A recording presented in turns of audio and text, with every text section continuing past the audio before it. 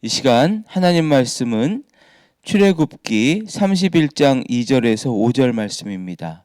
구약성경 출애굽기 31장 2절에서 5절입니다. 내가 유다 지파 훌의 손자요 우리의 아들인 부살레를 지명하여 부르고 하나님의 영을 그에게 충만하게 하여 지혜와 총명과 지식과 여러 가지 재주로 정교한 일을 연구하여 금과 은과 노스로 만들게 하며 보석을 깎아 물리며 여러 가지 기술로 나무를 새겨 만들게 하리라. 아멘. 오늘은 하나님께서 성막을 만드는 기술자들을 선정하시고 또 그들에게 특별한 은혜를 주신 이야기들을 나누겠습니다. 2절을 보면 하나님께서 모세에게 성막 건축을 명령하시면서 아주 구체적인 사람의 이름을 언급을 하십니다. 내가 유다 지파 훌의 손자요 우리의 아들인 부살레를 지명하여 부르고, 하나님께서는 이스라엘 사람들 중에서 아무나 시간 남아서 이렇게 일하고 싶은 사람 와라 이러시지 않으셨어요. 무작위로 부르신 게 아니라 훌의 손자 우리라는 사람의 아들 부살렐을 이렇게 구체적으로 지명해서 부르셨습니다.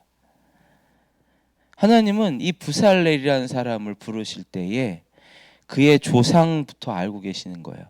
조상들 때부터 내어져 온 그 신앙의 유산들, 또 그가 애굽에서 노예 생활을 하면서 흘렸던 땀방울들 다 알고 계시는 거예요. 그리고 그가 어떤 일을 했는지 흙과 나무, 금속 만지면서 길렀던 그 기술자로 변해가는 모든 과정들을 하나님은 이미 다 알고 계셨고 지켜보고 계셨던 것입니다. 세상에 나가면 우리는 사실 수많은 사람들 중에 한 명일 뿐이죠. 어딜 가나 학교는 어디 나왔는지, 또 직장은 어딘지, 수입은 어느 정도인지, 세상에서는 그런 걸로 우리를 평가하고 우리를 쓰려고 하죠. 그러나 하나님은 우리를 그렇게 평가하지 않으십니다. 우리가 어떤 사람인지 겉모습으로만 보이는 그런 모습으로 우리를 쓰시는 게 아니에요.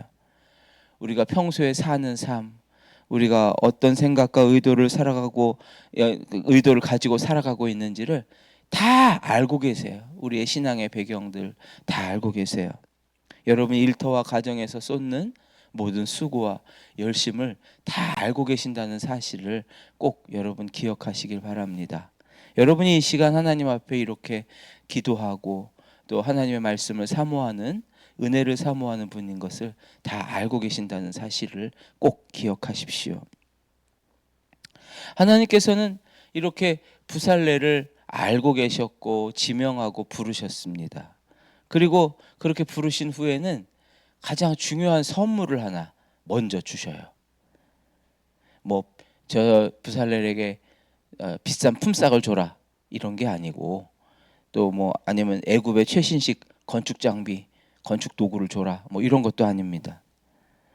부살렐에게 가장 필요한 지혜, 건축을 하는 데서 가장 필요한 지혜, 탁월함의 영, 하나님의 영, 성령을 부어주셨습니다. 3절에 보면 하나님의 영을 그에게 충만하게 하여 지혜와 총명과 여러 가지 재주로 정교한 일을 연구하여 금과 은과 노스로 만들게 하며, 부살렐에게 하나님의 영을 부어주셔서 충만하게 하셨어요. 여러분, 하나님의 영을 누군가에게 충만하게 부어주셨다라고 하는 이 표현이 성경 전체를 보면 가장 먼저 언급된 사람이 바로 이 부살렐이에요.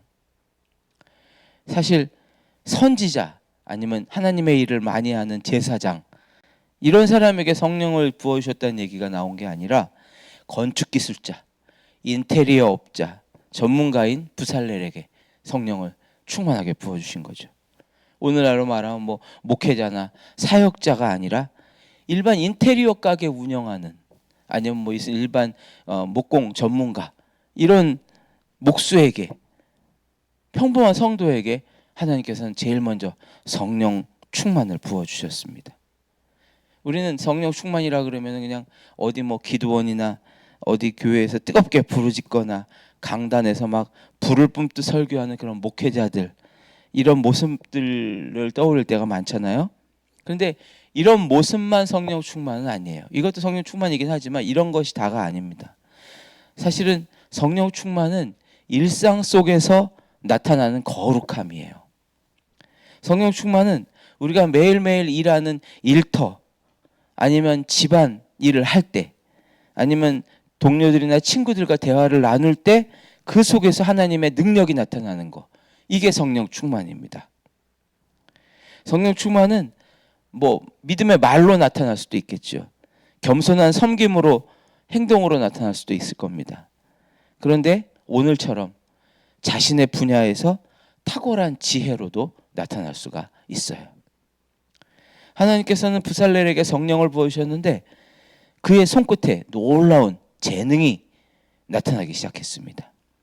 성소를 꾸미면서 금과 은을 세공하고 나무를 깎고 보석을 디자인하는데 이 재능이 나타나는데 하나님이 원하시는 대로 아주 정교하게 모든 것을 다 구현할 수 있게 되었습니다. 여러분에게 성령님이 임하셔서 정말 여러분의 분야에서 막 하나님의 탁월함이 나타나시기를 예수님의 이름으로 축복합니다. 여러분이 키보드를 두드릴 때에 여러분의 손끝에 나타나길 바라요. 또 요리하면서 집안 가정을 섬길 때에도 그 손끝에 성령 충만이 나타나면 가족들이 행복한 거예요. 또 여러분의 공부하실 때 여러분의 손끝에 성령 충만이 나타나면 여러분 그것을 통해서 탁월한 지혜가 또 나타나지요. 여러분의 손끝을 통해서 하나님의 영광이 나타나고 많은 사람이 행복해진다면 그것이 성령이 충만한 그런 이유가 되는 것입니다. 여러분 구약 성경의 사사 기드온 아시죠? 기드온은 사실 겁이 많고 소심한 농부였습니다. 이방 민족 미디안 사람들이 두려워가지고 그들의 눈을 피해서 포도주 틀에 숨어가지고 타작을 하던 그런 겁쟁이였어요. 그러나 사사기 6장 34절에 보면은 여호와의 영이 기드온에게 임하시니, 그러니 기드온이 일어나 나팔을 불게 되고 아비에셀이 뒤를 따라 부름을 받았다, 이렇게 말씀하고 있어요. 두려움에 떨던 기드온에게 하나님의 영이 충만하게 임하니까 이 기드온이 갑자기 이스라엘을 구원하는 위대한 용사로 일어날 수 있게 된 거죠. 혹시 여러분의 능력을 넘어서는 어떤 일들 때문에 힘들어하시는 분이 계십니까? 하나님의 성령을 구하세요. 하나님의 지혜를 구하세요. 하나님의 영이 임하시면 여러분의 손에서, 여러분의 입술에서 놀라운 지혜와 권능이 나타나게 될 줄로 믿습니다. 또 하나님께서는 이 부살렐 뿐만 아니라 그를 돕는 사람들도 함께 세워주셨어요. 6절에 보면 내가 또 단지파 아히사막의 아들 오홀리압을 세워 그와 함께 하게 하며 지혜로운 마음이 있는 모든 자에게 내가 지혜를 주어 그들이 내가 내게 명령한 것을 다 만들게 할지니. 하나님께서는 단지파 사람 오홀리압을 부살렐의 동역자로 세워주셨습니다. 유다 지파는 이스라엘 12지파 중에 가장 크고 유력한 지파였고 단 지파는 좀 상대적으로 작고 미약한 지파였습니다. 그러나 하나님의 거룩한 성막을 건축하는 데 있어서 뭐 그런 인간적인 지위나 어디 출신이냐 이런 건 중요하지 않아요. 하나님께서는 오홀리압과 같은 미약한 지파 출신들도 얼마든지 쓰셨고 또 지혜로운 마음이 있는 자들을 더 세우셔서 함께 하나님의 일을 하게 하셨습니다. 하나님은 언제나 이렇게 연합해서 하나님의 일을 하게 하세요. 여러분의 가정에서도 이런 하나님의 은혜가 있기를 바라요. 부부 사이에도 그래요. 누구 한 사람만 뛰어나고 한 사람만, 부모 자녀 사이에서도 뭐 누군가 이렇게 가정에서 누군가 한 사람만 독주하는 것이 아니라 서로 돕고 보완해서 아름다운 관계가 되는 것이 하나님의 가정입니다. 서로 막 왜 이렇게 내 생각과 다르냐고 막 비난하는 게 아니라 서로 또 부살렐과 오홀리압처럼 서로 도와가면서 서로의 부족함을 채워주는 것, 이것이 하나님이 기뻐하시는 가정이죠. 그래야 하나님이 기뻐하시는 아름다운 하나님 나라가 이루어지는 것입니다. 하나님이 여러분의 가정을 세우셨다면 여러분에게 성령과 지혜를 부어주기를 원하세요. 그렇기 때문에 여러분 하나님께 오늘도 성령을 구하시고 지혜를 구하셔서 아름다운 가정을 이루게 하옵소서. 그렇게 기도하시길 바랍니다.